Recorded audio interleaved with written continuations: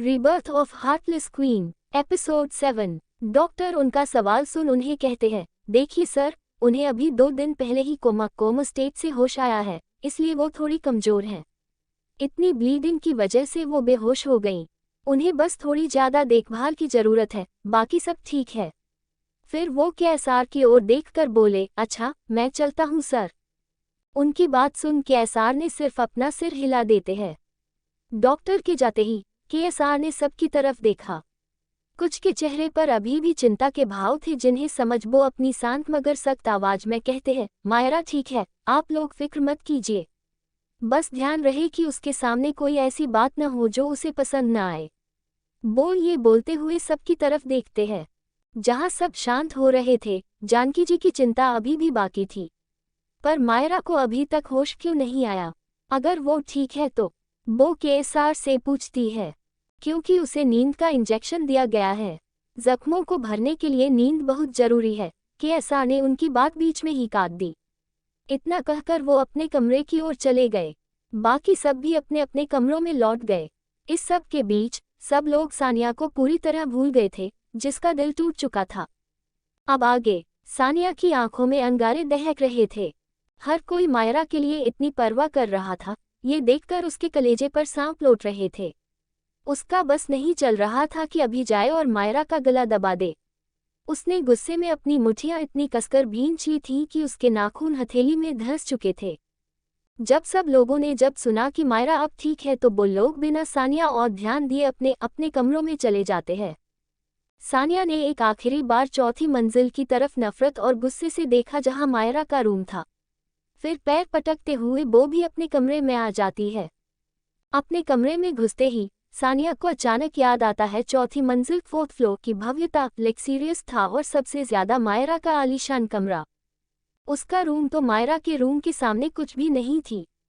ये ख्याल आते ही वह मन ही मन बड़बड़ाने लगी, नहीं मायरा, नहीं, यह सब मेरा है, सिर्फ मेरा। ये कमरा, पैसा, जायदाद, मम्मी पापा और विक्की, सब कुछ। मैं तुमसे वह सब कुछ छीन लूंगी जैसे मैंने पहले छीना था, और फिर तुम्हें इस घर से बाहर निकाल दूंगी। बहुत जल्द ये सब मेरा होगा, सोनिया का। उसकी आवाज में जहर घुल गया था। और तुम्हारा तो मैं वो हाल करूंगी कि तुम किसी को मुंह दिखाने लायक नहीं रहोगी। इतना कहते ही सोनिया जोर जोर से हंसने लगी। उसकी हंसी किसी पागल की तरह पूरे कमरे गूंज रही थी। मायरा का कमरा किसी सपने जैसा था, जहां हर चीज बेजोड़ खूबसूरती और ऐश्वर्य का प्रतीक थी। पूरे कमरे में कांच का काम किया गया था, जिसमें बेहद खूबसूरत लाइट्स लगी हुई थी। कमरे के बीच में एक गोल आकार का बिस्तर था, जिसके ऊपर एक शानदार झूमर वाली छत थी। बिस्तर के ठीक सामने एक पूरी लेग दीवार थी। एक बड़ी सी बालकनी भी थी, जिसमें एक गोल सोफा, कुछ सिंगल सोफे और एक झूला लगा हुआ था। बालकनी की छत खुली थी। पूरे कमरे का रंग ग्रे और ऑफ वाइट के कॉम्बिनेशन में था। कुल मिलाकर मायरा का कमरा उस हवेली मैंशन का सबसे शानदार कमरा था। वहां की हर चीज, एक तकिए से लेकर कालीन तक, लाखों की थी, जिसे देखकर सिर्फ एक ही बात मन में आती है, वाह, कितना पैसा है। रूम हो तो ऐसा कहा इसका रूम कहा हमारा। खैर चलो कहानी आगे बढ़ाते हैं। दिन का समय हो चुका था और 3 लोगों को छोड़कर बाकी सबने खाना खा लिया था। मायरा अभी भी सो रही थी। वहीं माही जी और केएसआर का कुछ भी खाने का मन नहीं था। जानकी जी ने केएसआर से कह दिया कि वह माही को कुछ खिला दे, वरना उसकी तबीयत बिगड़ जाएगी।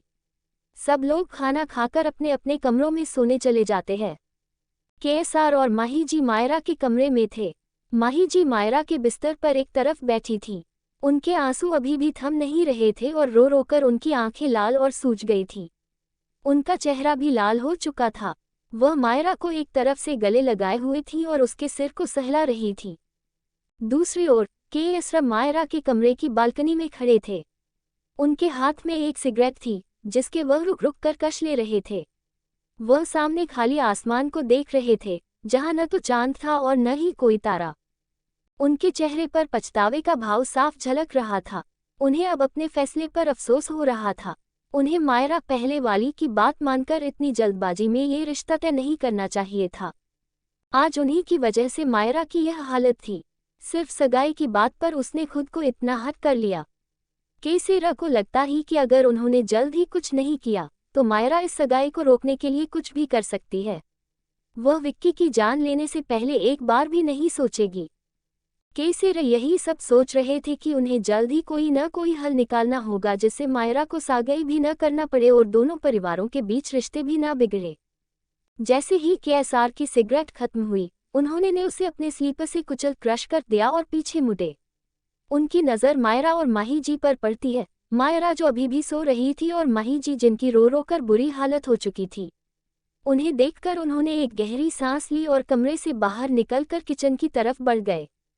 वो एक प्लेट में खाना निकालते और वापस मायरा के कमरे की ओर चल देते हैं, लेकिन उन्हें ऐसा करते हुए कोई देख लेता है। केसेरा को खाना निकालते देख उस अनजान शख्स की मुट्ठी कस जाती है, मानो उसे पता हो कि यह खाना माही जी के लिए है। वह धीरे से बोला, नहीं, तुम खुश नहीं रह सकते, खुश कभी नहीं, मैं तुम्हें कभी खुश नहीं रहने दूंगा। उसकी आवाज़ भले ही धीमी थी पर उसमें नफरत बेशुमार भरी थी। केसरा कमरे में आकर दरवाज़ा बंद करते हैं और खाने की प्लेट टेबल पर रख देते हैं। फिर वह माही जी के पास जाते हैं जो मायरा के पास बैठी थी। केसरा माही जी की देखते हुए अपनी नर्म आवाज़ में उनसे कहते हैं, माही उठो, चलो खाना खा लो। नहीं, मुझे भूख नहीं है, माही जी उनकी बात धीमी आवाज़ में कहती है पर उनकी तरफ देखती भी नहीं है। केएसआर फिर थोड़ा प्यार से उन्हें समझाते हुए कहते हैं, माही जिद मत करो, तुमने दोपहर में लंच भी नहीं किया था। मैं जिद नहीं कर रही हूँ, मुझे कुछ नहीं खाना, आप बस यहाँ से जाए। माही जी इस बार थोड़ी गुस्से में उनसे कहती हैं। उनकी बात सुनकर केसेरा अपना सिर सहलाते हैं, मानो मन ही मन कह रहे हो, ये माँ बेटी कितनी जिद्दी हैं। इतना सोचकर वह एक गहरी सांस छोड़ते हैं और इस बार थोड़ी सख्त आवाज़ में माही जी और देखते हुए कहते हैं, माही। उनकी तेज़ और सख्त आवाज़ सुनकर माही जी डर जाती हैं। मायरा के हाथ पर उनकी पकड़ और मजबूत हो जाती है और उनका रोना और तेज़ हो जाता है। वह चुपचाप मायरा के पास सोफे पर जाके बैठ जाती हैं। माही जी की ऐसी हालत देखकर केएसआर अपनी आंखें बंद कर लेते हैं। फिर वह सोफे पर माही जी के पास बैठ जाते हैं और उन्हें गले लगाकर शांत करने लगते हैं। कुछ देर में माही जी शांत हो जाती हैं, लेकिन कुछ बोल नहीं रही थी। केसेरा अपने हाथ से धीरे धीरे उन्हें खाना खिलाते हैं और खुद भी खाते हैं। खाना खाने के बाद भी वह कुछ देर तक माही जी को गले लगाकर बैठे रहते हैं। तभी माही जी की धीमी आवाज़ उन्हें सुनाई पड़ती ही जो मायूस होकर कह रही थी, हबी, एंजल हमसे नफरत करने लगी है। उनकी बात सुनकर केसेरा उनकी तरफ देखते हैं। माही जी की आंखें बंद होने लगी थी, वह नींद में जा रही थी, क्योंकि केसेरा ने उनके खाने में नींद की दवाई मिला दी थी, क्योंकि अगर वो ऐसा न करते तो माही जी सारी रात रोती ही रहती, जिससे उनकी तबीयत भी खराब हो सकती थी। माही जी की बात सुनकर केसेरा उनके सिर को सहलाते हुए बहुत प्यार से कहते हैं, नहीं माही, वह आपसे नफरत नहीं करती, बस थोड़ी सी नाराज़ है। पर उसने हमें मम्मा भी नहीं कहा और न ही हमें गले लगाया, हमसे बात भी नहीं की। माही जी नींद में ही उदास सी आवाज़ में कहती हैं, आप फिक्र मत कीजिए, वह बहुत जल्द आपसे बात करेगी, आपको गले भी लगाएगी। आपने ही तो उसे खुद से दूर भेजा था और उसकी बात पर भरोसा नहीं किया, इसलिए वह बस आपसे थोड़ी नाराज़ है। पर हमने तो ये सब अपनी एंजल के लिए ही किया था। अगर हम उसको यहाँ से दूर नहीं तो वो उन्हें माँ र। इतना कहते ही माही जी पूरी तरह से सो जाती हैं। माही जी की आधी अधूरी बात सुनकर केएसआर की आंखें गहरी हो जाती हैं। वह माही जी की तरफ देखते हैं जो अब सो चुकी थी। वह जानना चाहते थे कि माही जी किसके बारे में बात कर रही थी। उन्होंने उनसे इस बारे में कई बार पूछा था, पर माही जी ने कभी कुछ नहीं बताया। आखिर क्या वजह थी जिसके लिए उन्होंने मायरा को खुद से दूर किया? क्या राज था जो माही जी किसी को नहीं बता रही थी? केएसआर सोचते हैं कि अब उन्हें जल्द ही उस बात का पता लगाना होगा जो माही जी को अंदर ही अंदर खाए जा रही है।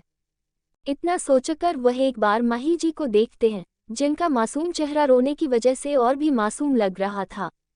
केसेरा के चेहरे पर एक हल्की सी मुस्कान आती है और वह माही जी के सिर पर किस करके उन्हें गोद में उठाकर मायरा के बिस्तर पर एक तरफ आराम से सुला देते हैं। फिर वो जाकर बेड के सामने मौजूद सोफे पर बैठ जाते हैं, एक पैर पर दूसरा पैर चढ़ाकर।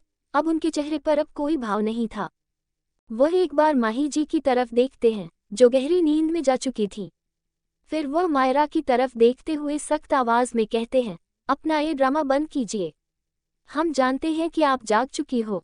उनकी बात सुनकर मायरा, जो बहुत पहले ही जाग चुकी थी, जब केसेरा ने माही जी को खाना खाने के लिए कहा था, तभी वह केवल आंखें बंद करके लेटी थी और सारी बातें सुन रही थी। वह अपनी आंखें खोलती है तो उसकी हेजल ग्रीन आंखें सीधे केसेरा की गहरी आंखों से मिलती हैं और उसके चेहरे पर एक अजीब सी मुस्कान आ जाती है। वह अपनी नज़र केएसआर से हटाकर माही जी की तरफ करती है, जो उसके बगल में ही सो रही थी। वह उनकी तरफ करवट लेकर उन्हें अपनी गहरी आंखों से देखते हुए धीमी आवाज में कहती है, बहुत प्यार करते हैं आप अपनी बीवी से डीडी, है ना? सोचिए, अगर आपका प्यार आपसे नफरत करने लगे या आपसे कहीं दूर, बहुत दूर चली जाए, तो आप क्या करेंगे डीडी? इतना बोलकर वह हंसते हुए केस की तरफ देखने लगती है। उसकी आंखों में एक अजीब सी शैतानी चमक थी, मानो वह प्रत्यक्ष इनडायरेक्टली रूप से कहना चाह रही हो, आपने मुझे मेरे अभी से अलग करने की सोची भी कैसे? इसकी सजा तो आपको मिलेगी ही।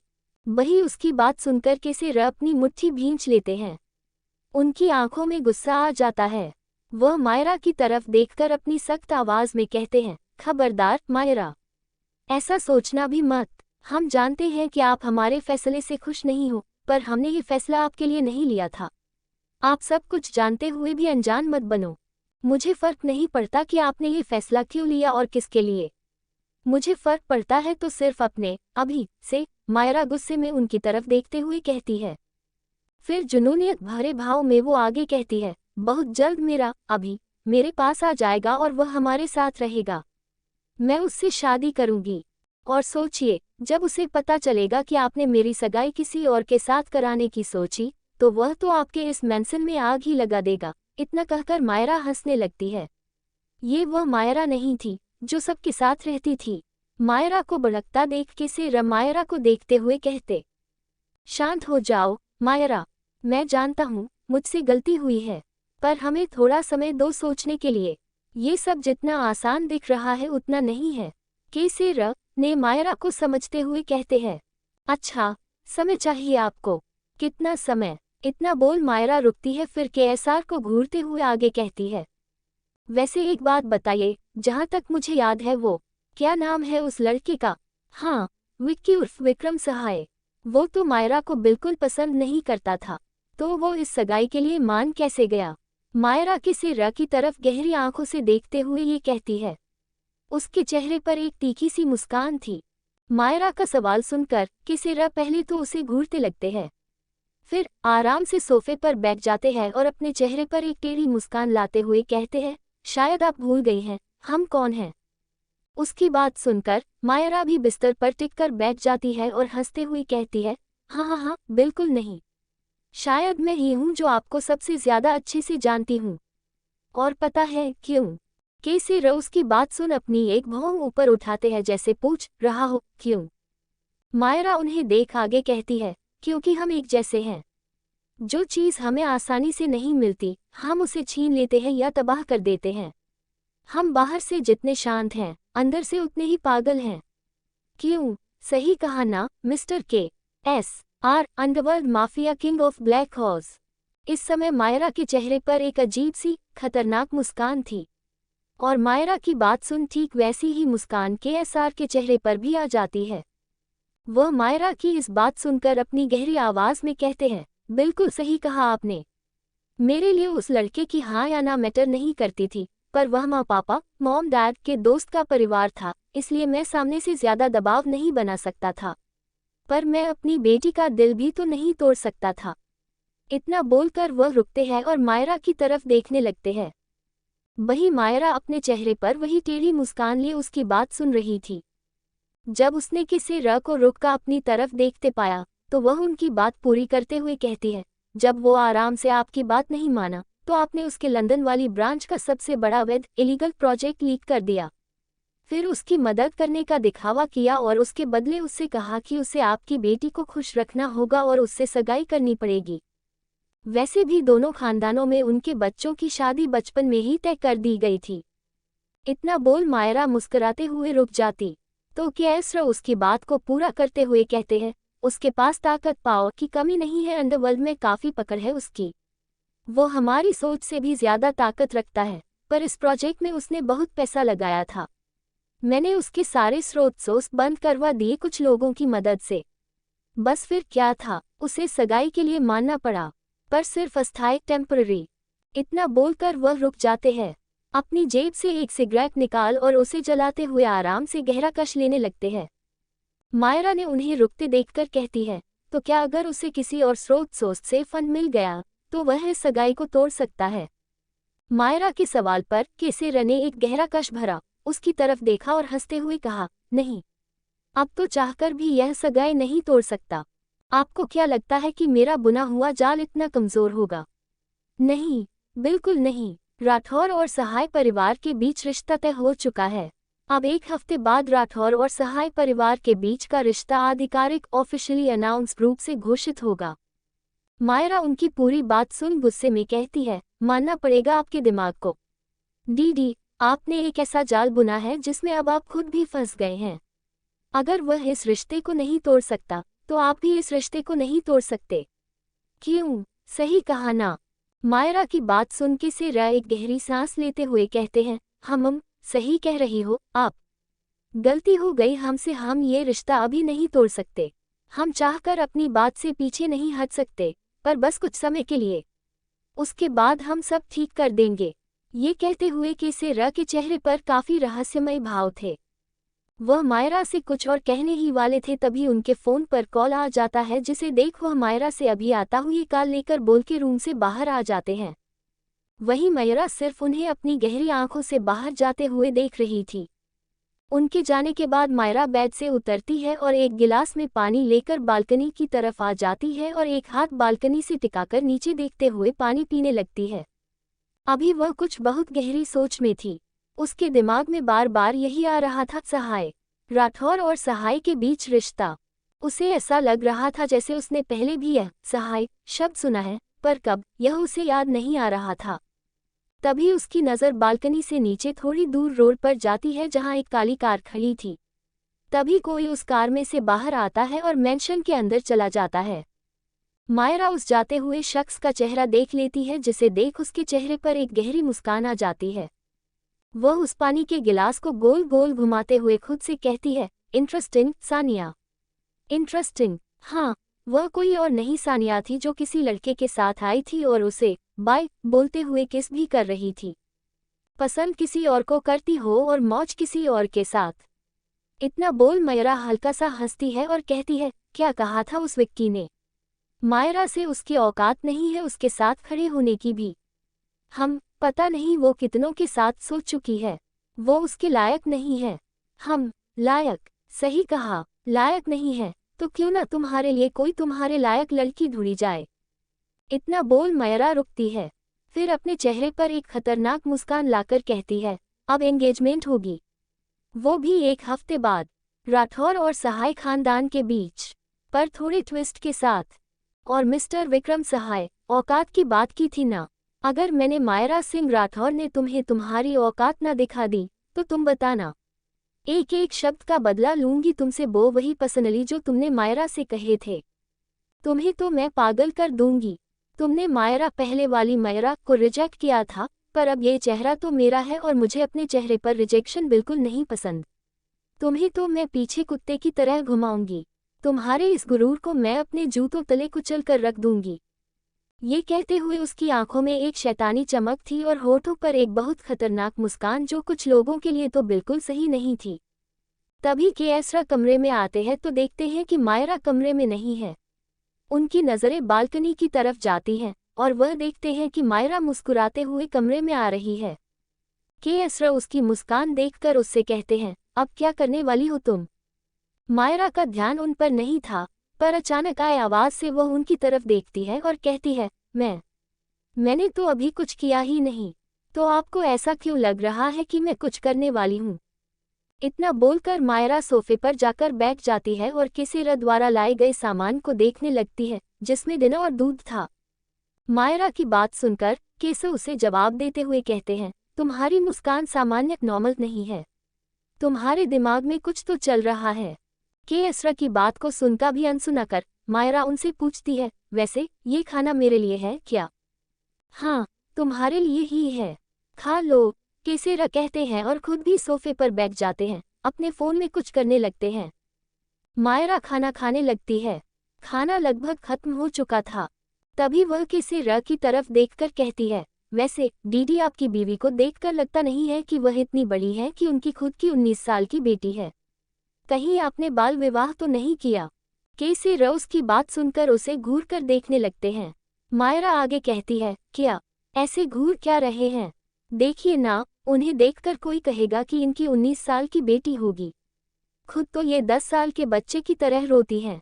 इतना बोलकर वह टेढ़ा हंस देती है। वहीं उसकी बात सुनकर कसक थोड़ा गुस्से में कहते हैं, तुम्हें मेरी बीवी के बारे में कुछ कहने की ज़रूरत नहीं है।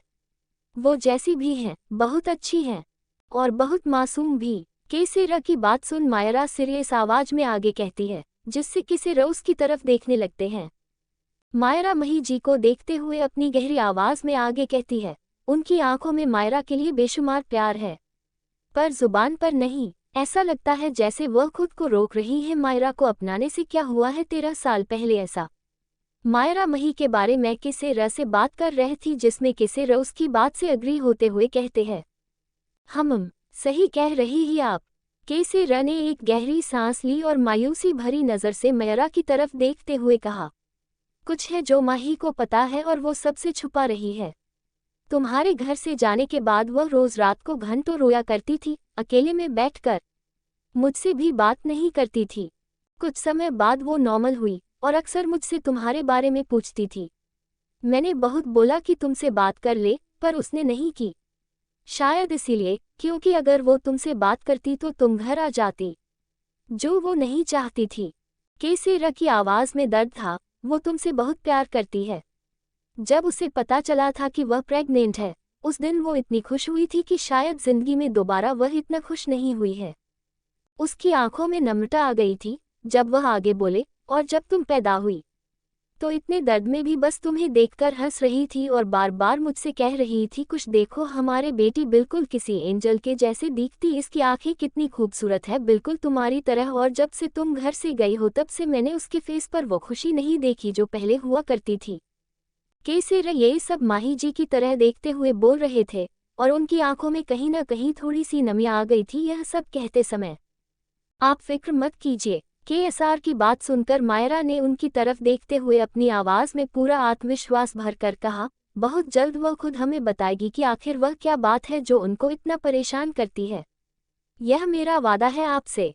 मायरा की बात सुनकर केसर उसे देखते हुए कहते हैं, तुम भी कोशिश कर लो, क्योंकि मुझे तो उसने कुछ नहीं बताया, शायद तुम्हें ही बता दे। इतना कहकर केसर एक गहरी सांस लेते हैं और मायरा की तरफ देखते हुए आगे कहते हैं, काफी रात हो गई है, तुम जाओ और सो जाओ। मैं देखता हूँ इस सगाई का क्या करना है। आपको कुछ भी करने की जरूरत नहीं है। मायरा ने केसर की बात को बीच में ही काटते हुए एक ठंडी मुस्कान के साथ कहा, ये सगाई होगी वो उसी तारीख को और उसी जगह जहाँ तय हुई है।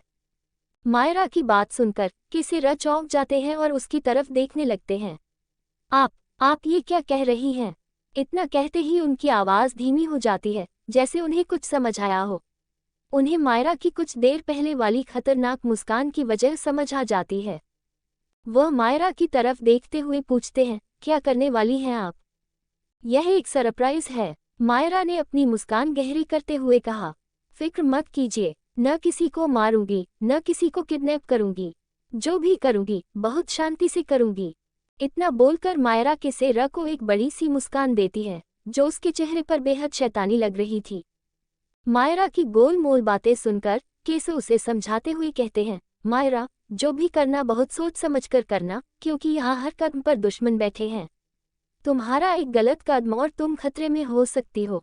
मायरा उनकी बात सुनकर बड़े शांत लहजे में कहती है, कूल दीदी, कूल। आप बस सगाई की तैयारी कीजिए। आखिर आपकी बेटी की सगाई है, कोई कमी नहीं रहनी चाहिए। हाँ, और एक बात दीदी, मीडिया को भी बुलाना मत भूलना सगाई की पार्टी में। मायरा कुछ सोचते हुए केएसआर से कहती है, मीडिया वैसे भी आने वाली है, क्योंकि डैड को एक घोषणा अनाउंसमेंट करनी है सबके सामने। केएसआर उसकी बात सुनकर कहते हैं, घोषणा अनाउंसमेंट किस चीज़ के लिए? कहीं सारी प्रॉपर्टी अपने पोते शान के नाम तो नहीं करने वाले हैं? मायरा उनकी बात सुनकर हंसते ही कहती है, अभी उन्होंने बताया नहीं है, पर शायद तुम्हारे परिवार में आने की घोषणा है, और साथ में कुछ और भी। केसी रोज की तरफ देखकर कहते हैं। मायरा, हम ठीक है, देखते हैं क्या क्या होने वाला है 1 हफ्ते बाद। अभी आप जाइए यहाँ से, मुझे सोना है। मायरा ने केसी र को देखते हुए कहा, जिस पर केसी र अपना सिर हिलाते हुए माही जी की तरफ जाने लगते हैं। मायरा उन्हें रोकते हुए, अरे उधर कहाँ जा रहे हैं आप? गेट इधर है। उसकी बात सुनकर केसी र चिढ़ते हुए कहते हैं, हाँ मुझे पता है गेट कहाँ है, मैं बस माही को लेकर जा ही रहा हूँ। मायरा केस की तरफ देखते हुए कहती है, उनको रहने दीजिए यहीं पर, उनको अभी आपकी नहीं, उनकी बेटी की जरूरत है। जिस पर केसी र उसे घूर कर देखते हुए कहते हैं, मैं माही को यहाँ छोड़कर जाऊँ तुम्हारे पास, ये पता होते हुए भी कि तुम्हारी मूड का कोई भरोसा नहीं है। उसने कितनी बार तुम पर गुस्सा किया और तुमने अभी तक उसे कुछ नहीं कहा न किया, इसका मतलब ये नहीं कि कुछ करोगी भी नहीं। उनकी बात सुनकर मायरा हल्का सा हंसकर कहती है, रिलैक्स दीदी रिलैक्स, मैं खा नहीं जाऊंगी आपकी बीवी को, फिक्र मत कीजिए, कुछ नहीं करूंगी, जाए आप, उन्हें रहने दीजिए यहीं। उनकी बात सुनकर मायरा हल्का सा हंसकर कहती है, रिलैक्स दीदी रिलैक्स, मैं खा नहीं जाऊंगी आपकी बीवी को, फिक्र मत कीजिए, कुछ नहीं करूंगी, जाए आप, उन्हें रहने दीजिए यहीं। जब उनकी आंखें खुलेंगी और वो अपने सामने मेरा चेहरा देखेंगी तो वो ज्यादा खुश होंगी आपका चेहरा देखने से, इसलिए जाए यहाँ से, नहीं तो मैं उनको सुबह बता दूंगी कि आपने उनके खाने में नींद की दवाएं मिलाई थी। केजार उसकी बात सुनकर उसे घूर कर देखते हुए कहते हैं, ध्यान रखना उसका और अपना भी, ये लो दवा खा लो और आराम करो। इतना बोलकर केजार मायरा के हाथ में दवा देकर कमरे से चले जाते हैं। वहीं मायरा उन्हें जाते हुए देख रही थी, एक नज़र दवा को देखकर मुंह बनाकर उसे खा लेती है। आखिर दवा खाना किसे पसंद होता है, चाहे वो माफिया हो या कोई आम इंसान। मायरा जाकर बेड पर लेट जाती है और कुछ देर तक माही जी को देखती रहती है। वह चाहकर भी उनसे गुस्सा या नफरत नहीं कर पा रही थी। जब भी वह उन्हें देखती, उसके दिमाग में मायरा की सारी यादें आने लगती। उसे अपनी माँ के बारे में कुछ याद नहीं था और माही को देखकर उसे कुछ खाली खाली सा लग रहा था। ऐसे ही सोचते सोचते वह सो जाती है। उसे पता ही नहीं चलता और नींद में वह जाकर माही के सीने से लग जाती है किसी छोटे बच्चे की तरह और उन्हें बहुत कसकर पकड़ लेती है। उसके होंठ धीरे से बुदबुदाते हैं, मम्मा। वहीं उसकी यह धीमी आवाज़ भी शायद सीधे माही जी के दिल तक पहुंच जाती है। उनके होंठ मुस्कुरा देते हैं और मायरा के सिर पर हाथ फेरते हुए नींद में ही कहती है, एंजल। दोनों के चेहरे पर सुकून था। माही जी शायद 13 सालों बाद इतने सुकून से सोई थी और मायरा शायद पहली बार अपनी माँ की गोद में सोई थी। देर रात एक परछाई धीरे धीरे मायरा के कमरे की ओर बढ़ रही थी। कमरे का दरवाज़ा बिना किसी आवाज़ के खुला और वह परछाई अंदर आ गई। चांद की रोशनी खिड़की से होकर सीधे उस परछाई पर पड़ रही थी, जिससे उस शख्स का चेहरा धुंधला सा दिख रहा था। अब तक तो आप समझ ही गए होंगे कि यह कौन है। यह कोई और नहीं, केसी र थे, जो ये देखने आए थे कि मायरा सोई है या नहीं। वह चुपके से बेड के पास आते हैं और कुछ देर तक मायरा और माही को देखते रहते हैं। उनके चेहरे पर गहरी शांति थी और साथ में सुकून भी, दोनों को इस तरह सुकून से सोते हुए देखकर। वह धीरे से मायरा और माही के सिर पर प्यार से चूमते हैं। फिर वह माही के बगल में लेट जाते हैं और कुछ ही देर में खुद भी उसी तरह सुकून से सो जाते हैं। वहीं दूसरी तरफ न्यूयॉर्क में, जहां मायरा सुकून से सोई हुई थी, वहीं कोई उससे जुड़ी हुई चीज़ों में सुकून तलाश रहा था। एक आलीशान 100 मंजिला इमारत के टॉप फ्लोर पर सीईओ के कैबिन में बैठा अभियान पूरी तरह काम में डूबा हुआ था। उसकी कंपनी AM एंटरप्राइज न्यूयॉर्क की नंबर 1 कंपनी थी। यह अभियान और मायरा का मुख्य दफ्तर में ब्रांच था। भले ही उनकी कंपनियां अलग अलग थीं, अलग अलग सिटीज़ में थी, पर मायरा अपना ज़्यादातर समय अभियान के ही दफ्तर इस ऑफिस ब्रांच में बिताती थी। आज भी उस कैबिन में उसकी महक और उसकी यादों तो है, पर वो नहीं थी। वह कम तो कर रहा था, अपनी उंगलियों से कीमती कागज़ों को पलटता रहा था, पर उसके दिल में वो सुकून नहीं था। अभियान जो अब तक मायरा की यादों में ही डूबा था, न तो कोई काम कर रहा था और न ही किसी से मिल रहा था। तभी उसके असिस्टेंट ने उसे कॉल करके बताया कि मायरा जिस प्रोजेक्ट पर बहुत समय से काम कर रही है, उसकी डील फाइनल करने की आखिरी तारीख नज़दीक आ रही है। अगर वह इस डील को साइन नहीं कर पाया तो मायरा की इतने महीनों की मेहनत बर्बाद हो जाएगी। और ऐसा अभियान कभी बर्दाश्त नहीं कर सकता था। वह जानता था कि मायरा के लिए यह प्रोजेक्ट कितना ज़रूरी है, उसने कितनी मेहनत की है इसके लिए, इसीलिए वह आज ही न्यूयॉर्क आ गया था। और तब से बस काम में डूबा था। वह मायरा और उससे जुड़ी चीज़ों को अभी आँच भी नहीं आने दे सकता था। इस प्रोजेक्ट में मायरा 50 अनाथालय खुलवा रही है, उन बेसहारा बच्चों के लिए जो दर दर भटकते हैं, जिनका कोई सहारा नहीं होता। वह उन्हें सहारा देना चाहती थी, उन्हें एक अच्छी जिंदगी देना चाहती थी। वह जानती थी कि एक अनाथ की जिंदगी जीना आसान नहीं होता। जो दुख दर्द उसने अपने बचपन में सहे थे, वह नहीं चाहती थी कि कोई और भी सहे। अगर वह उन मासूम बच्चों के लिए कुछ कर पाती तो उसे खुशी होती। इसीलिए उसने ये प्रोजेक्ट शुरू किया था, जिसे अब अभियान पूरा कर रहा था। अभियान जानता था कि मायरा बाहर से चाहे जितनी भी सख्त और मजबूत दिखे, पर वह भी अंदर से उस मासूम बच्चे की तरह है जिसे कुछ भी आसानी से नहीं मिला। उसने कितनी रातें भूखे पेट काटी हैं। वह बस प्यार चाहती है, देखभाल चाहती है, इसीलिए वह हर मुमकिन कोशिश करता था कि मायरा हमेशा खुश रहे। वह जो चाहे वह उसे दे सके। उसकी खुशी के लिए अभियान कुछ भी कर सकता था। आज तक उसने कभी मायरा से ऊंची आवाज में बात तक नहीं की थी। मायरा उसकी जिंदगी है, जो उसे लगता है कि उसे छोड़कर जा चुकी है, पर उसे नहीं पता, बहुत जल्द उसकी तूफानी मायरा वापस आ रही है। उसकी जिंदगी में भारत इंडिया। सुबह का समय, सूरज दादा आ चुके थे और राठौर मैंशन में सब लोग जागकर अपने अपने कामों में लग गए थे। पर एक कमरे की लाइट्स अभी भी बंद थीं। वो कमरा किसी और का नहीं, मायरा का था। शायद उस कमरे में मौजूद लोगों की सुबह अभी भी नहीं हुई थी, क्योंकि शायद सालों बाद उन्हें इतनी सुकून की नींद आई थी। तो चलो उनकी सुबह करते हैं। Green green. उस कमरे में मौजूद बड़ी सी खिड़की के पर्दे हवा में उड़ रहे थे, जिससे सूरज दादा की कुछ किरणें उस कमरे में आ रही थीं और बेड पर सो रहे 3 लोगों को डिस्टर्ब कर रही थी। माही जी बीच में लेटी थी, जबकि केसर और मायरा एक एक तरफ उन्हें हक किए हुए थे। मायरा धूप के आने से अपना चेहरा कवर कर वापस सो जाती है, पर माही जी और केसर उठ चुके थे। माही जी उठकर बैठती हैं, तो उनकी नज़र मायरा पर जाती है, जो एक छोटे से मासूम बच्चे की तरह उनसे लिपटकर सो रही थी। उसे ऐसे देखकर माही जी के होठों पर एक बड़ी सी मुस्कान आ जाती है और उनकी आंखों में आंसू आ जाते हैं। 13 साल बाद उनकी बेटी उन्हें ऐसे गले लगाकर लेटी थी। इस सुबह को वह शायद अपनी जिंदगी में कभी नहीं भूलेंगी। वह झुककर मायरा के बालों पर चूमती है और उसके सिर को थोड़ा सा सहलाती है। केएसआर जो ये सब देख रहे थे, उनके होठों पर मुस्कान आ जाती है और आंखों में नमी।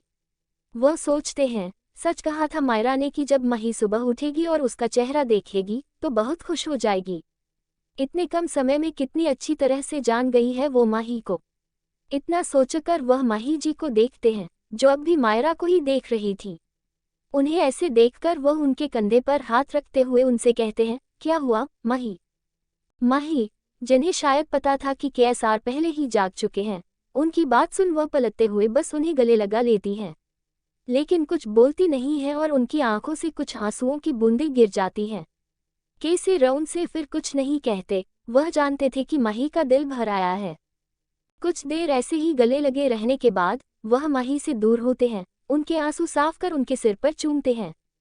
इसके बाद एक हल्की सी किस उनके होठों पर करते हैं, जिस पर माही जी झट से पीछे हो जाती है और उन्हें दूर करते हुए कहती हैं, ये आप क्या कर रहे हैं? उनकी बात सुनकर केसर अनजान बनते हुए कहते हैं, मैंने क्या किया? कुछ नहीं, माही मुंह सिकोड़ते हुए कहती है और बैग से नीचे उतर जाती है। केसर उन्हें देख के मुस्कुराते ही फिर मायरा को देखते हैं, जो गहरी नींद में सो रही थी। उसे देखकर वह उसके सिर पर भी चूमते हैं और दोनों लोग मायरा को अच्छे से कवर कर कमरे से निकल जाते हैं। वो लोग मायरा की नींद खराब नहीं करना चाहते थे। शायद यह उनकी जिंदगी की सबसे खूबसूरत सुबहों में से एक थी। कुछ देर बाद मायरा की नींद खुलती है। वह अंगड़ाई लेते हुए उठती है और आसपास देखती है, तो कमरा खाली था। सूरज की किरणें सीधे उसके चेहरे पर पड़ रही थीं, जिससे उसका चेहरा चमक रहा था। वह कुछ देर ऐसे ही पीठ के बल बेड पर लेट जाती है और कुछ सोचने लगती है, जिससे उसके चेहरे पर मुस्कान आ जाती है। लेकिन कुछ ही पल में उसके चेहरे के भाव बदल जाते हैं और उस पर गंभीरता छा जाती है। वह खुद से ही बड़े गंभीर आवाज में कहती है, मायरा अपनी चीजें कभी शेयर नहीं करती। जो मेरा है वो सिर्फ मेरा ही रहेगा, चाहे वो अभियान हो या डेट या फिर मॉम। इतना बोल बार रुकती है, फिर एक टैडी स्मील के साथ आगे कहती है, अब मुझे सिर्फ अभियान नहीं चाहिए, मुझे मॉम डैड भी चाहिए। जिंदगी में एक मॉम डैड होना इतना अच्छा होगा, ये मुझे पहले पता नहीं था। इतना कहकर उसके चेहरे पर एक टेढ़ी मुस्कान आ जाती है और वह अपने बेड से उठकर गुनगुनाते हुए वॉशरूम में चली जाती है। Dining area. सब लोग नाश्ते के लिए डाइनिंग टेबल पर मायरा का इंतजार कर रहे थे, क्योंकि वह अभी तक नहीं आई थी। जानकी जी ने नौकरानी मेड को उसे बुलाने भेजा, तो उसने कहा कि वो कुछ देर में आ रही है। सानिया और शान, जिन्हें इस मायरा का इंतजार करने पर बहुत गुस्सा आ रहा था, उन्हें ऐसा महसूस हो रहा था जैसे मायरा इस घर की मालकिन है और वे सब नौकर। पर वे अभी कुछ कह नहीं सकते थे। शान इसलिए क्योंकि उसे पता था कि कल हुए ड्रामे की वजह से वह अभी सबकी नज़रों में है, और सानिया जिसे बस सही मौके का इंतजार था, क्योंकि शायद उसने कुछ बड़ा सोच रखा था। खैर, 5 मिनट बाद लिफ्ट खुलने की आवाज़ आती है। सब लोग उधर देखने लगते हैं जहां से मायरा अपने ही एक समृद्ध और प्रभावशाली अंदाज में, रिच और कोल्ड ऑरा में, काले शर्ट और काले ट्राउजर में किसी डेविल क्वीन की तरह चलती हुई उनके पास आ रही थी। उसके दाहिने हाथ में पट्टी बंधी थी, जहां उसे कल चोट लगी थी। उसके चेहरे पर कोई भाव नहीं था। वह आगे आकर चुपचाप अपनी कुर्सी पर बैठ जाती है। सब लोग उसे ही देख रहे थे, जैसे सबको एक उम्मीद थी कि शायद उसकी नाराजगी कुछ कम हुई होगी, पर ऐसा कुछ नहीं था। वह सबको नज़रअंदाज कर अपना नाश्ता करने बैठे जाती माही जी उसे खाना सर्व करती है, जिस पर वो कुछ नहीं कहती, जिससे माही जी थोड़ा अच्छा लगता है और उनके फेस पर स्माइल आ जाती जो मायरा देख लेती। जानकी जी मायरा हाथ का देख और उससे पूछती है, अब तुम्हारा हाथ कैसा है एंजल? और कल अचानक क्या हो गया था? उनकी बात सुन तो मायरा मुस्कुराते हुए उन्हें जवाब देती है, मेरा हाथ बिल्कुल ठीक दादी, आप फिक्र न करें। शायद वो कप जिसमें चाय थी थोड़ा टूटा हुआ था, इसलिए मेरे हाथ से गिरकर टूट गया। उसकी बात सुन कि वो ठीक ही जानकी जी की थोड़ी चिंता कम होती है। ताबी माही जी उससे कहती है कि वो उसे खिला दे, पर मायरा मना कर देती है। पर सानिया तो सानिया है, उसे तो मौका चाहिए कुछ बोलने का, इसलिए वो मायरा को देखे हुए बहुत प्यार सी कहती, मायरा तुम मेरी और शान की वजह से मोम से क्यों नाराज? हाँ, तुम्हारे हाथ में चोट लगी, तुम अपने हाथों से कैसे खा पाओगी? जब हमें चोट लगती थी तो मोम हमेशा अपने हाथों से खिलाती थी, उसने धीरे से कहा, इससे उन्हें सुकून मिलता था। तो तुम भी मोम के हाथ से खा लो, उन्हें अच्छा लगेगा। इतने समय बाद तुम्हें अपने हाथ से खिला के तुम मोम के लिए इतना तो कर ही सकती हो। उसकी बातें इतनी मीठी और सच्ची थी कि जैसे उसने हर शब्द दिल से तराशा हो, किसी का भी दिल उसकी बात सुन के धोखा खा सकता था। तभी सानिया की मीठी बातों सुनकर दीपिका मायरा को ताना मारते हुए कहती है। उसकी आवाज में गुस्सा और खींच साफ झलक रही थी। क्या सानिया, तुम भी किसे समझा रही हो? जिसे किसी की फीलिंग से कोई मतलब नहीं है, वो तो चाची को अपनी माँ भी नहीं मानती, और उसे ड्रामे करने के अलावा कुछ आता भी है। उसने मायरा की तरफ देखते हुए कहा, पहले ही इतना लेट आई जैसे कहीं की महारानी हो, और अब अपने उस चोट लगे हाथ से खाएगी। फिर अपने आप को सबके सामने ऐसा दिखाएगी जैसे उससे ज्यादा दर्द में तो कोई है ही नहीं। अटेंशन लेने का एक मौका नहीं छोड़ सकती है ये। सानिया की मीठी बातों और दीपिका का टाउन सुनकर मायरा आंखें सख्त हो जाती है, और वह सानिया को ऐसी तीखी नजरों से घूर के देखती है जिससे एक पल के लिए सहम जाती है। मायरा का व्यक्तित्व और ही ऐसा था, उसका एक रौब था जो सब पर भारी पड़ता था। मैंने तुम्हें कल भी समझाया था, मायरा की आवाज में बर्फ की जैसी ठंडी थी, कि अपनी ये जुबान थोड़ी कम चलाया करो, नहीं तो किसी लायक नहीं रहेगी ये। उसने उसे घुरते हुए अपनी बात जारी रखी, और दूसरी बात, तुम्हें मुझे बताने की जरूरत नहीं कि मिसेस केसेर अपने सौतेले बच्चों से कितना प्यार करती ही। ये बात मैं बहुत अच्छे से जानती हूँ, तो मुझे बार बार जताने की जरूरत नहीं। ये कहते हुए उसने एक नज़र माही जी की तरफ देखा। माही जी की आंखें शर्म से झुक गईं, लेकिन उन्होंने कुछ नहीं कहा। फिर मायरा ने वापस सानिया की तरफ देखा और कहा, और तीसरी बात, तुमने मुझे क्या अपनी तरह निकम्मा समझ रखा है, जो छोटी सी चोट लगने पर भी अपने काम खुद न कर पाऊं और दूसरों पर निर्भर रहूं? बाहर आओ अपनी इस गलतफहमी से। मैं मायरा हूं, मुझे किसी की जरूरत नहीं। अगर मेरे एक हाथ में चोट लगी है तो दूसरा बिल्कुल सही सलामत है, समझी? मायरा का गुस्सा अब दीपिका की तरफ मुड़ जाता है। उसकी आवाज में वही तीखापन था जो किसी धारदार चीज जैसा लगता है।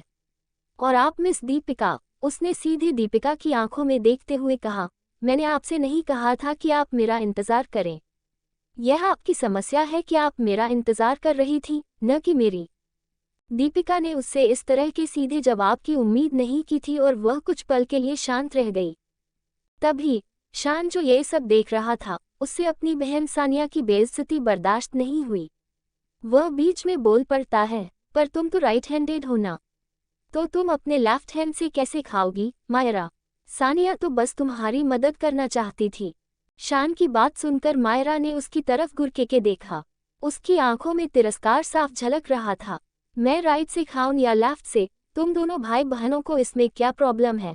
उसने शान और सानिया दोनों को देखते हुए आगे कहा, तुम दोनों ने क्या सबको अपनी तरह कचरा समझ रखा है? उसकी आवाज में कड़वाहट थी। मैं राइट हैंड भी इस्तेमाल कर सकती हूँ और लेफ्ट भी, और बहुत सी ऐसी चीजें हैं जो मैं कर सकती हूँ। पता है क्यों? क्योंकि मैं मल्टी टैलेंटेड हूँ, तुम्हारी तरह निथल्ली नहीं, समझे? ये कहकर मायरा एक क्रूर मुस्कान के साथ मुस्कुराने लगती है। उसकी मुस्कान में अहंकार का भाव था। उसे दोनों भाई बहन की बेइज्जती करके बहुत अच्छा लग रहा था। मायरा की तीखी बातों को सुनकर माही जी उसे चुप कराने के लिए बोलती है, बस मायरा, तुम्हें हुआ क्या है?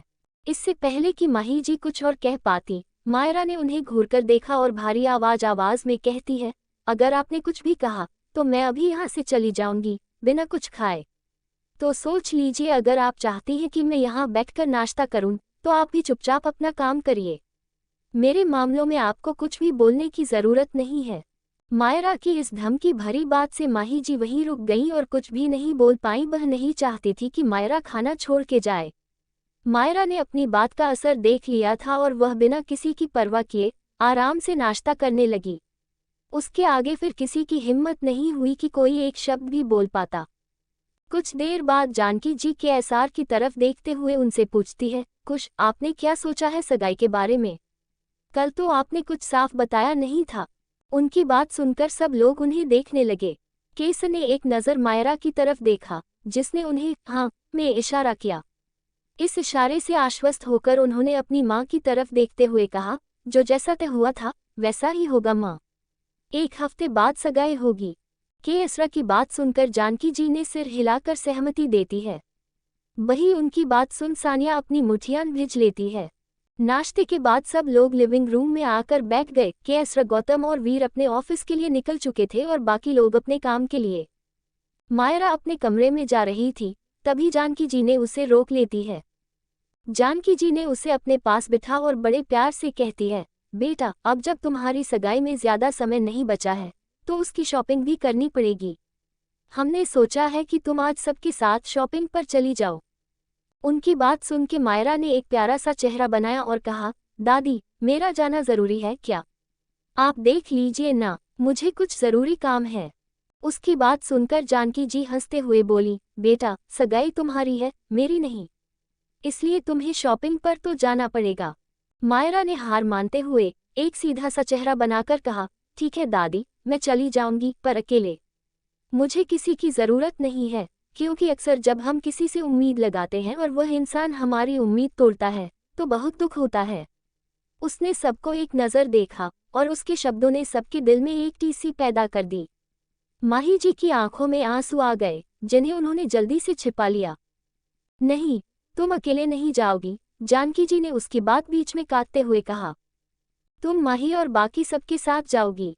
हम जानते हैं कि तुम सबसे नाराज हो और हम यह नहीं कह रहे कि तुम अपनी नाराजगी दूर करो, बस हम इतना कह रहे हैं कि तुम अकेले नहीं जाओगी। ट्यून बज रही है जानकी जी मायरा को सबके साथ शॉपिंग पर। आखिर कायरा करना चाहती है जानकी जी। क्या इरादे हैं मायरा के? क्या सानिया होने देगी मायरा की सगाई या करेगी कोई नया ड्रामा? क्या लेगा शान अपनी बाइट्स का बादला मायरा से? कैसे संभालेगी मायरा ये सब कुछ? क्या माही जी जीत पेगी फर्स्ट से मायरा का दिल?